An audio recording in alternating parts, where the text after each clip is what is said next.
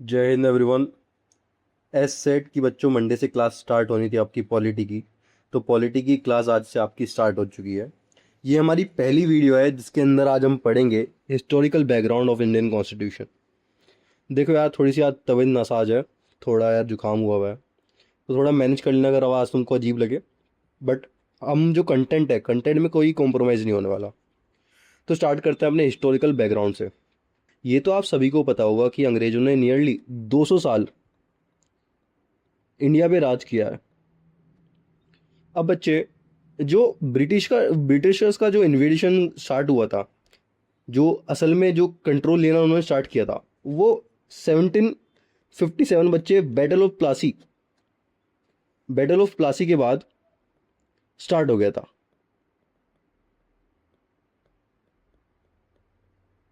जिसमें बच्चे दीवानी राइट्स आ गए थे उनके पास। ये सब खैर मॉडर्न हिस्ट्री का पार्ट है तो उसमें ज़्यादा घुसेंगे नहीं।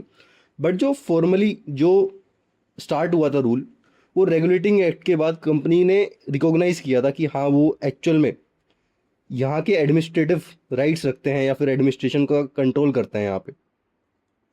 तो 1773 से लेके बच्चे 1858 तक कंपनी का रूल रहा।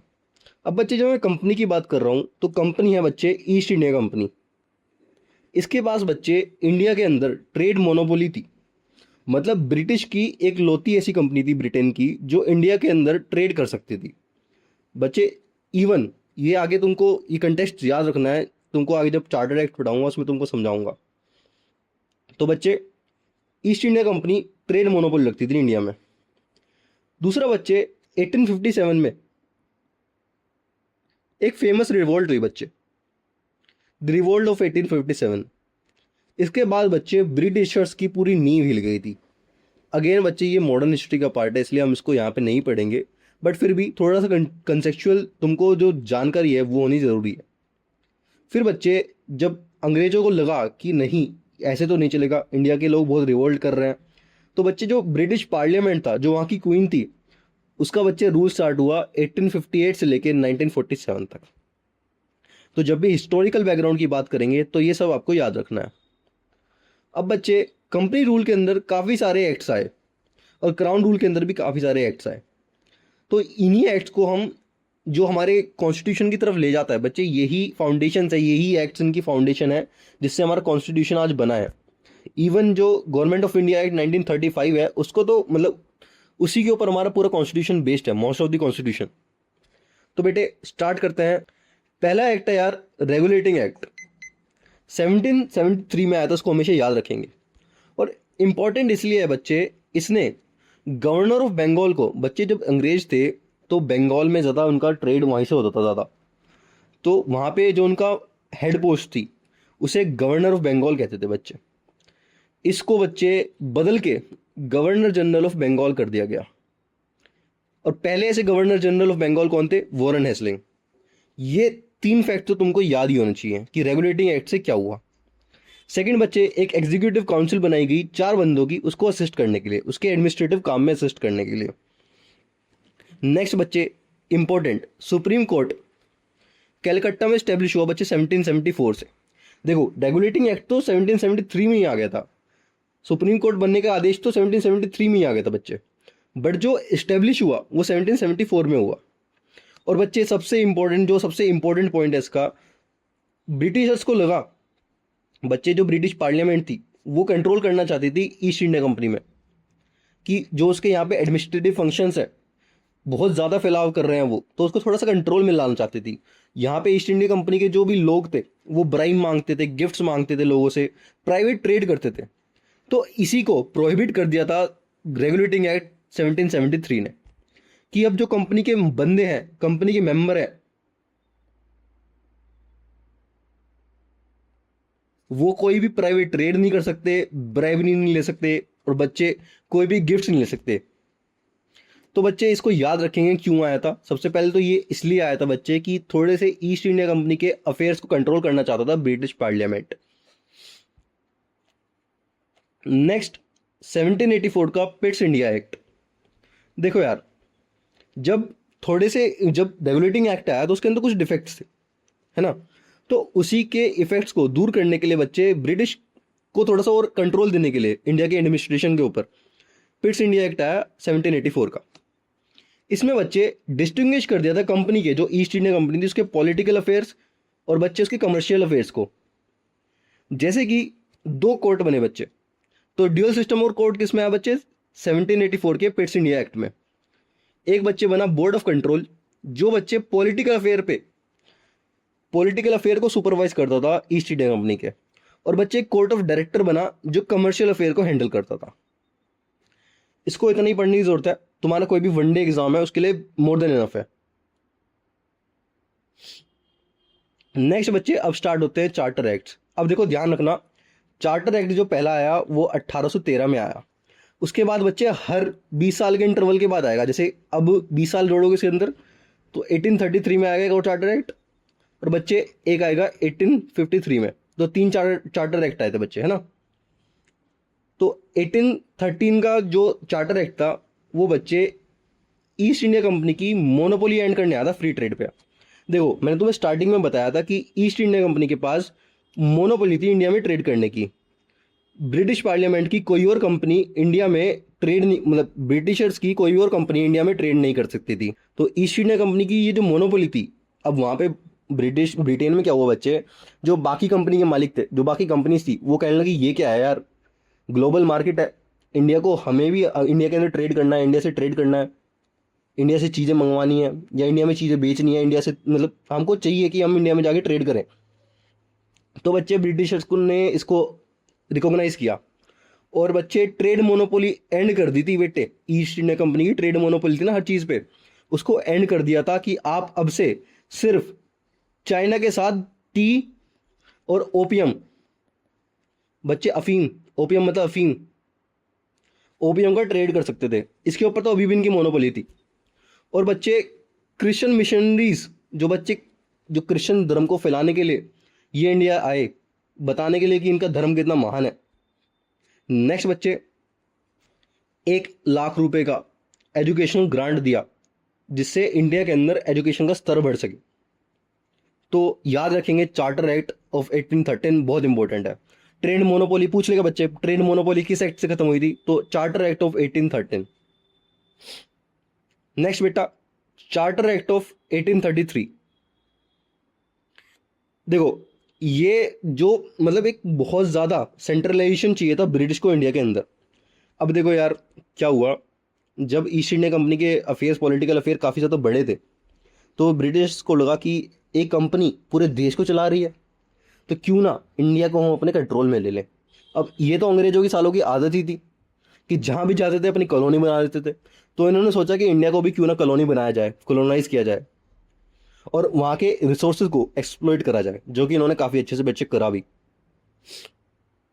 देखो बच्चे ये फाइनल स्टेप था स्ट्रिक्ट यूनिफाइड और सेंट्रलाइजेशन इन ब्रिटिश इंडिया। बच्चे ब्रिटिशर्स का इंडिया के अंदर एक स्ट्रिक्ट यूनिफाइड सेंट्रलाइजेशन का एक फाइनल स्टेप था।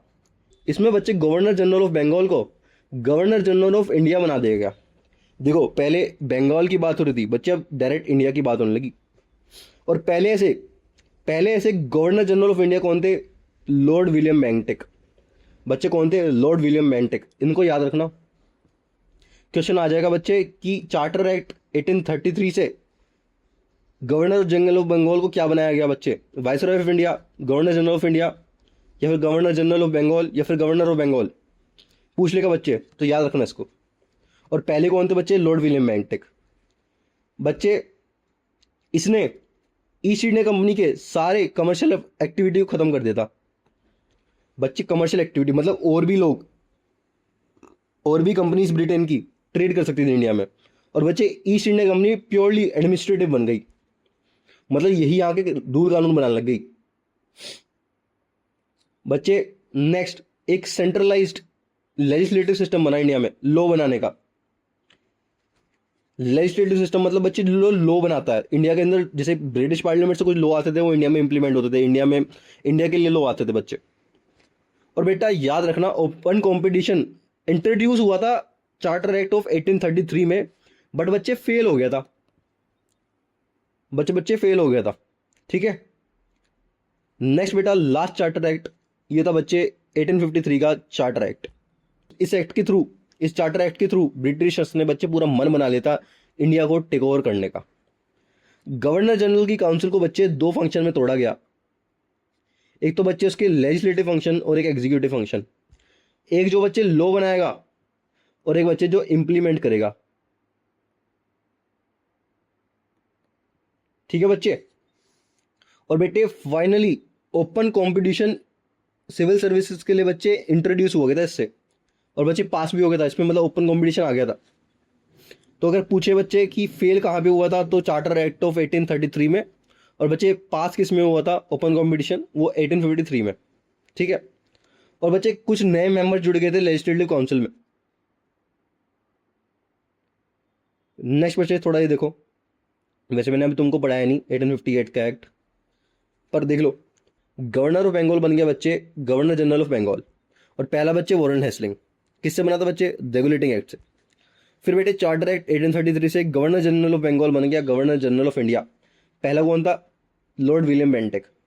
फिर बच्चे गवर्नमेंट ऑफ इंडिया एक्ट 1858 से वाइसरॉय ऑफ इंडिया बना बच्चे। किससे? गवर्नर जनरल ऑफ इंडिया को बनाया गया वाइसरॉय ऑफ इंडिया। आगे पढ़ाऊंगा ये गवर्नमेंट ऑफ इंडिया एक्ट। तो पहले ऐसा कौन था? Lord cunning. याद रखना इसको। आ जाओ बच्चों, गवर्नमेंट ऑफ इंडिया एक्ट। बच्चे जब मैंने तुमको बताया ना कि 1857 में द रिवोल्ट ऑफ 1857 हुई थी, उसके बाद बच्चे ब्रिटिश पार्लियामेंट का एक मतलब मन बन गया था पूरा कि इंडिया को मैनेज करेंगे वो।